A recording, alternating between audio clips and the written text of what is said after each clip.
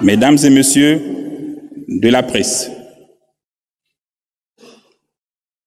mes chers aînés, chers amis, messieurs les officiers généraux, officiers, sous-officiers, militaires du rang, mesdames et messieurs, vos rangs, grades et qualités respectés. Gabonais, Gabonaises, mes chers compatriotes, je voudrais commencer cette allocution en m'adressant d'un cœur reconnaissant une action de grâce au Dieu Tout-Puissant. C'est grâce à ses bontés sans cesse renouvelées que notre pays, le Gabon, que nous pouvons fièrement nous tenir ici ce matin, dans cet hémicycle du palais de rénovation du bord de mer. Ce même Dieu qui nous a parlé le matin du 31 août 2023 et qui continue de nous parler est celui qui a conduit nos pas jusqu'ici. Permettez-moi de rappeler à votre souvenir les paroles prononcées par Feu Omar Bongo Ondimba dans cette salle au terme de 42 ans de règne après Feu Léomba, premier président du Gabon. Il disait « Dieu ne nous a pas donné le droit de faire du Gabon ce que nous sommes en train de faire. Il nous observe. Il dit, amusez-vous. Le jour où il viendra aussi vous sanctionner, il le fera.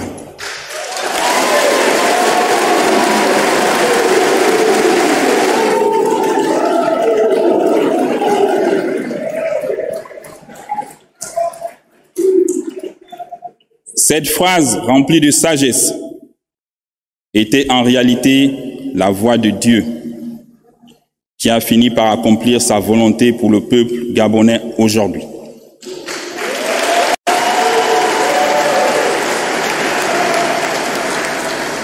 Gabonaises, Gabonais, mes chers compatriotes, permettez-moi d'exprimer mes sincères remerciements à tous ceux qui, nombreux, très nombreux, ont effectué le déplacement pour prendre part à cette cérémonie d'investiture. J'ai une pensée particulière pour tous les Gabonais de la diaspora qui suivent cette cérémonie de là où ils sont. Mais j'ai surtout une pensée spéciale pour tous nos compatriotes qui auraient rêvé vivre ce jour, mais nous ont précédés dans l'au-delà. Je pense à tous les partisans du changement et de l'alternance. Simon Oyonaba,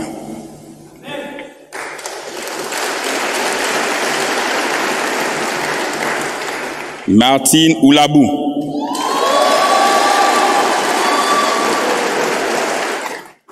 Pierre-Louis Agonjo Okawe, Pierre Mambundu Mambundu, André Baobam,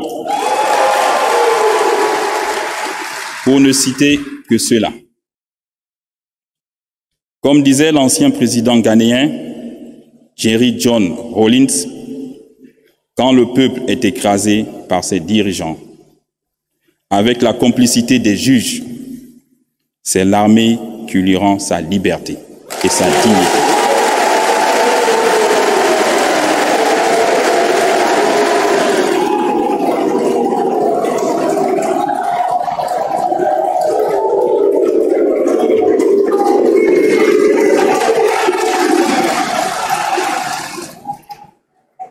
C'est fort de cet esprit que le 30 août 2023, telle une météorite dans la nuit noire, les forces de défense et de sécurité de notre pays ont pris leurs responsabilités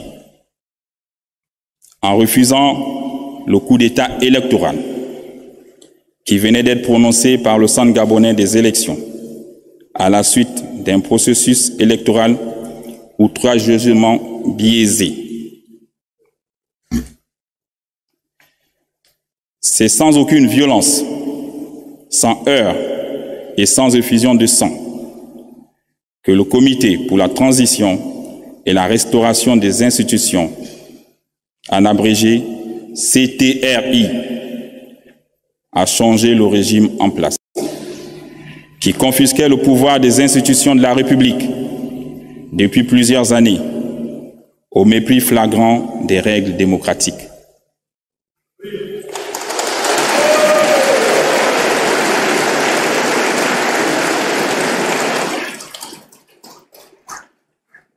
Cette action patriotique inédite restera sans doute un cas école dans les annales de notre histoire.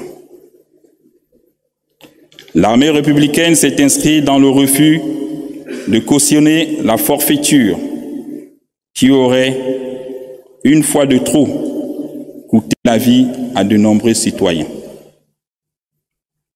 Le peuple gabonais demande tout simplement ses droits, que ces droits soient garantis à travers des institutions fonctionnelles. Les forces de défense et de sécurité avaient un double choix, soit tuer des Gabonais qui auraient légitimement manifesté, soit mettre fin à un processus électoral pipé,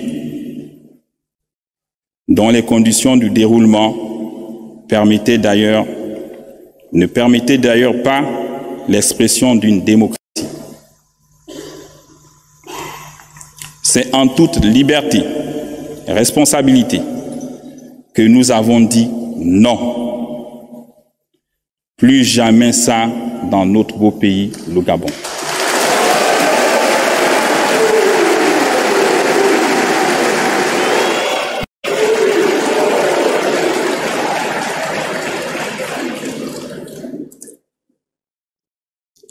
C'est l'occasion pour nous de remercier le soutien du peuple qui, de manière spontanée, a adhéré à cet acte patriotique.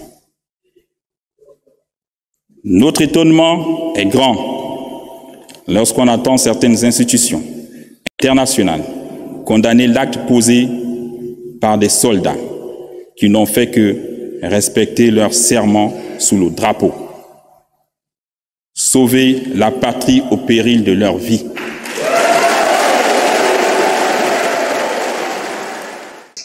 Desmond Tutu disait, je cite, « Si vous êtes neutre devant une situation d'injustice, c'est que vous avez choisi d'être du côté de l'oppresseur. »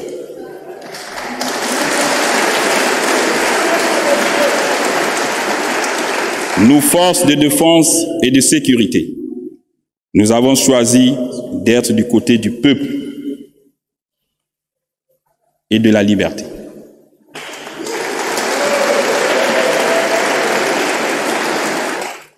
Comme le général de Gaulle jadis pour la France. Chers compatriotes, la Constitution est le texte fondateur d'un État. Elle consacre ses institutions, ses procédures particulières. Or, ces mécanismes de représentation n'arrivaient plus à mettre notre sécurité en situation de suivre. Il est donc important que les Gabonais de toutes les couches s'accordent pour adopter une nouvelle constitution par référendum.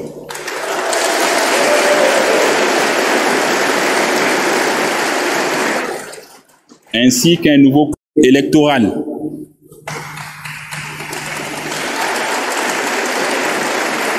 Et un code pénal fiable.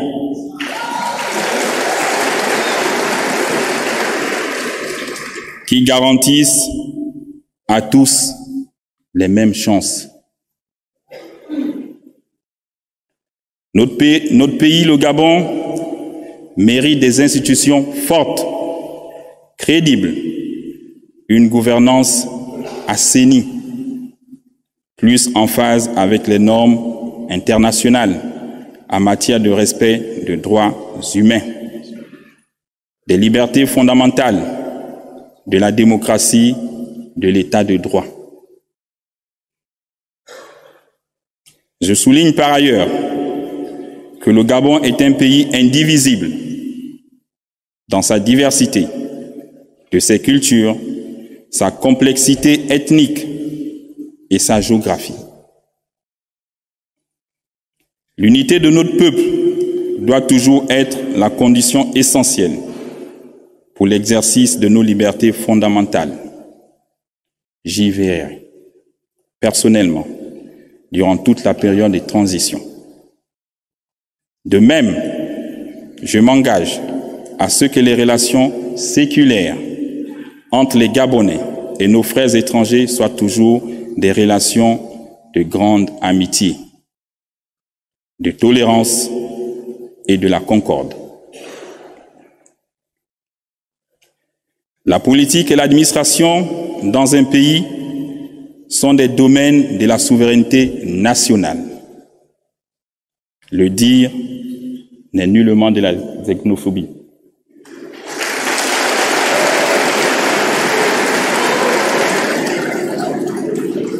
Mes chers compatriotes,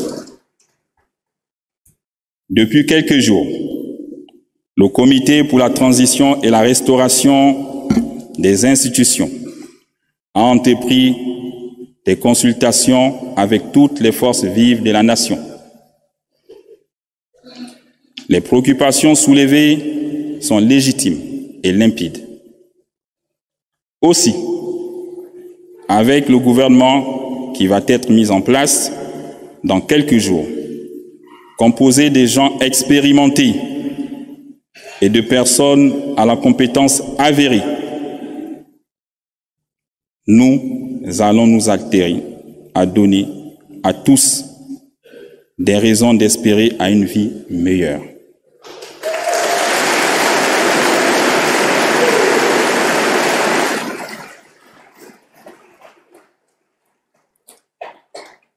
Ici et maintenant, je m'engage solennellement à ne ménager aucun effort pour qu'à l'issue de cette transition, notre pays, le Gabon, soit doté d'institutions fortes, démocratiques et crédibles. Chers compatriotes, en droit international, on dit que les relations entre États sont au-dessus des personnes. Autrement dit, les hommes passent, les États demeurent. Le Gabon a été un des membres fondateurs de nombreuses organisations régionales et sous-régionales. Il entend à ce titre jouer pleinement son rôle dans le concert des nations. Peuple gabonais, aujourd'hui, les temps heureux rêvés par nos ancêtres arrivent enfin chez nous.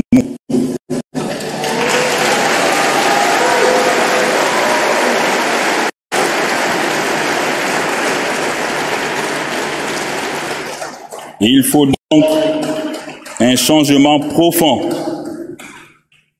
issu de notre réflexion commune. C'est pourquoi j'instruis déjà le futur gouvernement à réfléchir sans délai sur les mécanismes à mettre en place afin de faciliter le retour au pays de tous les exilés politiques,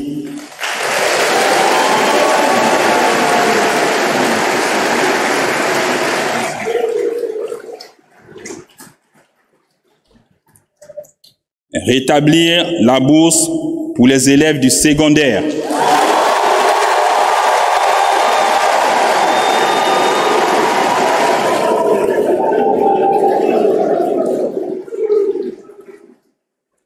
amnistier les prisonniers d'opinion,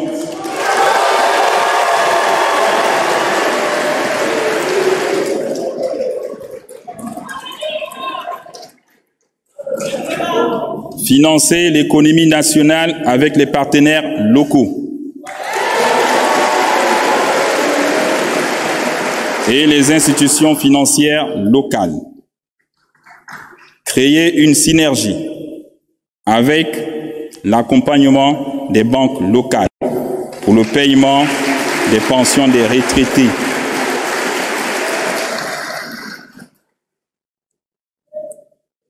et réviser les conditions d'attribution de la nationalité gabonaise.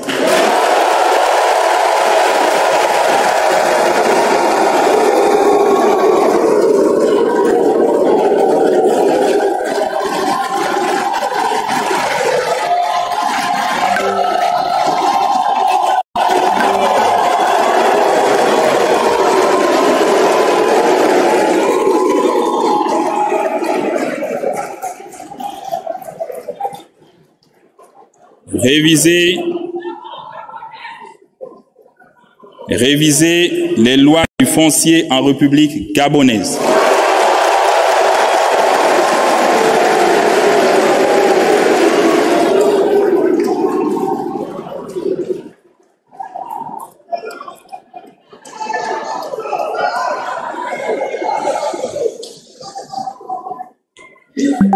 À l'issue de cette transition, avec l'apport de tous les Gabonais, partenaires au développement, nous entendons remettre le pouvoir aux civils en organisant de nouvelles élections libres, transparentes et crédibles dans la paix sociale.